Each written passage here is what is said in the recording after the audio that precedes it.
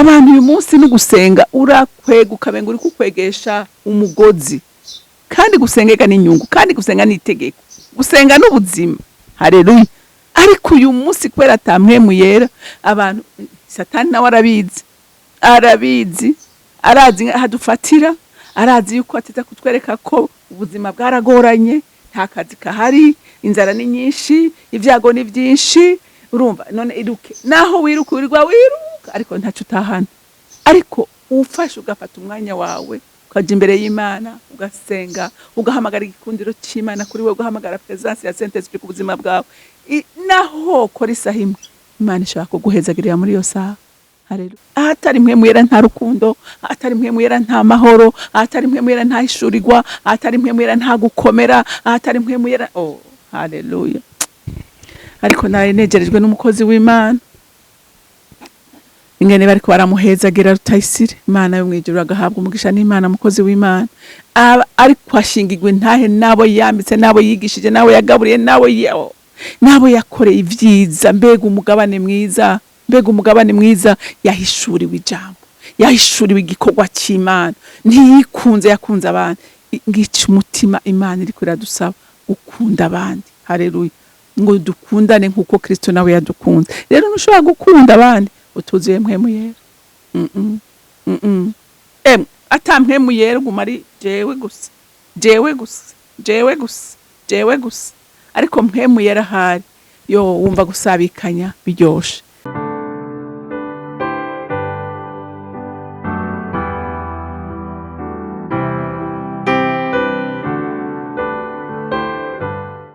Bakunzi bahore CANAAN TV, ndanezerewe kandi gusubira guhura namwe ngo tuganire ijambo ry'Imana. Ariko imbere yuko dutangura kuganira, reka tubanze dusenge.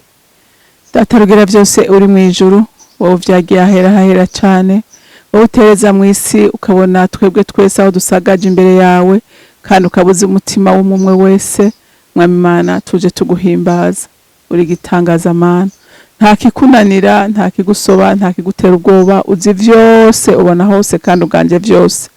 Nyemerera rero muri iki gitondo ciza c'umugisha duhaye, uyu munsi musha waturemeye, imitima y'abariko barumvira ijambo bose uyigarurire Senya guhoraho, uyubake kandi uyikomeze.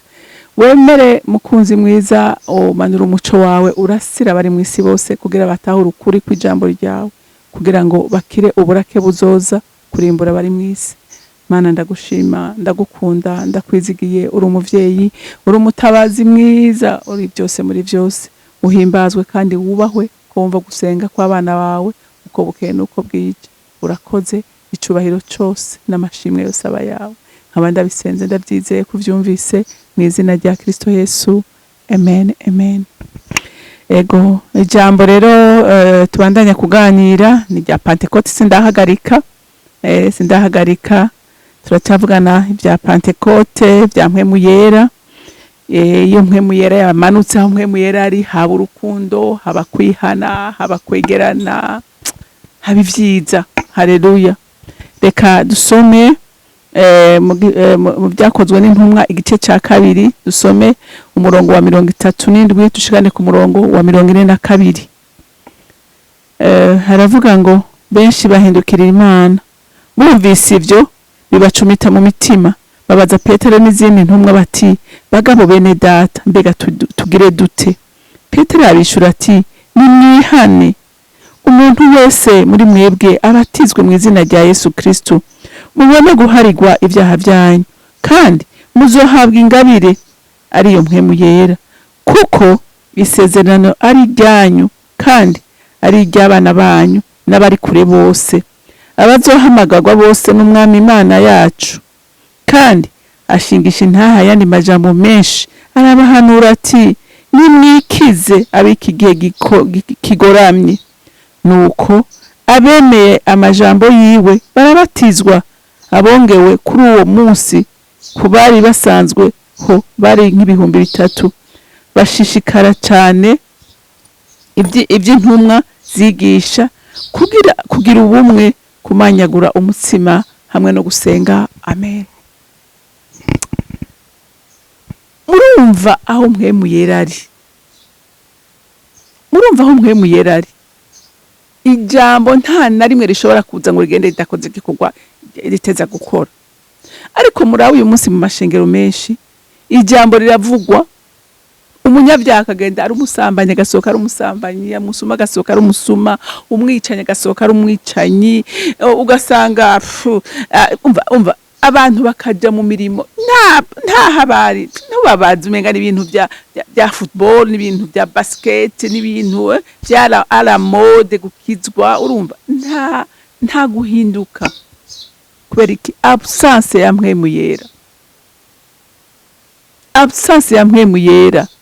Aba bayuda bari biti, barabagarariji muzi none sibo babambye Yesu, sibo bamwishe, aba yagaburiye yabakijije we yagiriye neza, sibo bahava bakavuga ngo mubambe, sibo babikoze. Ariko mpwemu yera amaze gushika, haleluya, mpwemu yera amaze gushika ngo baravuga ati no, ibi bintu biteye ubwoba, ibintu rutwumiza, ibintu si bisanzwe, ati none tukora iki? Petero aravuga ati nta kindi, haleluya, aravuga ati nta kindi, ati nimwihane mwizere mwakiriye umwami, niwe wenyene nashobora kubatabara. Ati hanyuma mubone kugira iki? Mubone guhabwa ubushobozi bwa sentesi bwa mpwemu yera. Haleluya, haleluya. Umviriza je hari ibintu sigenda kibaza none nk'ibi bintu abantu bariko barakora by'ukuri Imana twarayimuye, Imana iracaganje, Imana tengira harayi turaba no mwijuru ikavuga ati aba bantu bibereye muri kashkash, tennis, ping pong, ibintu biraho, ibintu biraho, ibintu biraho. Ariko uyo munsi ngo haba kwihana, haba kwicuza. Mwumvise abantu bihanye uko bangana, haleluya. Aho mpwemu yera ari rero haba kwicuza, haba kwihana, hama kandi haba ubumwe, ibintu biroroha, si mekanike. Abantu uyu munsi ni gusenga urakwega ukabenga uri kukwegesha umugozi, kandi gusengeka n'inyungu, kandi gusenga n'itegeko, gusenga n'ubuzima, haleluya. Ariko uyu munsi kwera mpwemu yera abantu, satani nawe arabizi,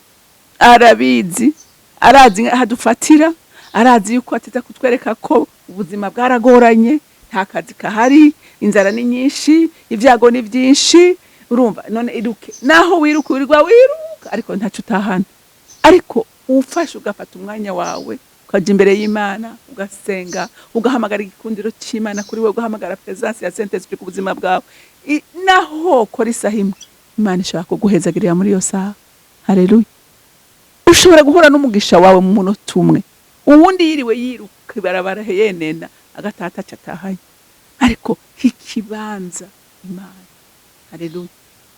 Yavuze ngo nimwitwararike iby'ubwami bw'Imana no kugororoka, ati ibindi bisigaye n'inyongezo. Uyu munsi inyongezo nitwishe twese, inyongezo nitwishe twese. Abantu barahemuka, abantu baricana, abantu barabeshana, abantu barahemukiranira, niko tumeze kubera inyongezo, haleluya. Ariko ngaha ijambo ry'Imana ryavuze ngo bashishikara cyane ngo ibyo intumwa zigisha, bashishikara kumva ijambo, haleluya. Bashishikara kumva ijambo rikabaremera igitangaza, rikabaremera rema, haleluya, haleluya. Rikakuremera ubuzima, rikagukomeza. Ngo bashishikara kumva ijambo, haleluya. Ngo bagashishikara kugiranira ubumwe, bakababarana, urwaye bakamugwaza, ushonje bakamugaburira, urumva ugenda gusaba bakamwambika, basangirira hamwe kubera bari buzuye urukundo rw'Imana. Uyu munsi gwagiye he? Absence ya mpwemu yera. Ahatari mpwemu yera nta rukundo, ahatari mpwemu yera nta mahoro, ahatari mpwemu yera nta ishurirwa, ahatari mpwemu yera nta gukomera, ahatari mpwemu yera, haleluya. Ariko nawe negerejwe n'umukozi w'Imana, ingene bariko baramuhezagira Rutayisire, Imana yo mwijuru agahabwa umugisha n'Imana, mukozi w'Imana. Ariko ashingirwe ntahe nabo yambitse, nabo yigishije, nabo yagaburiye, nabo yakoreye ivyiza. Mbega umugabane mwiza, yahishuriwe ijambo, yahishuriwe igikorwa cy'Imana, ntiyikunze, yakunze abantu. Ngica umutima Imana iriko iradusaba gukunda abandi, haleluya. Ngo dukundane nkuko Kristo nawe yadukunze. Rero ntushobora gukunda abandi utuzuye mpwemu yera. atampwemu yera guma ari jewe gusa jewe gusa jewe gusa jewe gusa, ariko mpwemu yera hari yo wumva gusabikanya biryoshe. Imana idufashe, Imana igutabare nanjye ntabare, kuko niwo mugabane umwe nabonye utabora, niwo mugabane umwe nabonye utabora, kugira mpwemu yera agwiriye muri wewe.